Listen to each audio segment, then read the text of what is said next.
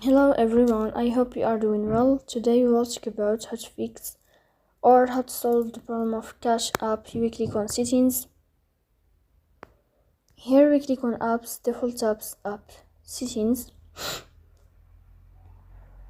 Then we search about the application of Cash App and we click here.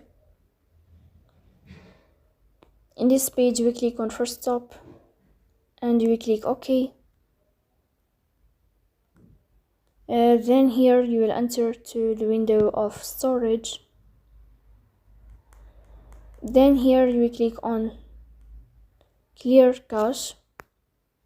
After that you will turn on your airplane mode and you will turn off your airplane mode again to fix that problem. So that's all. Don't forget to support us by like and subscribe. See you next time and thank you for your watching and your attention.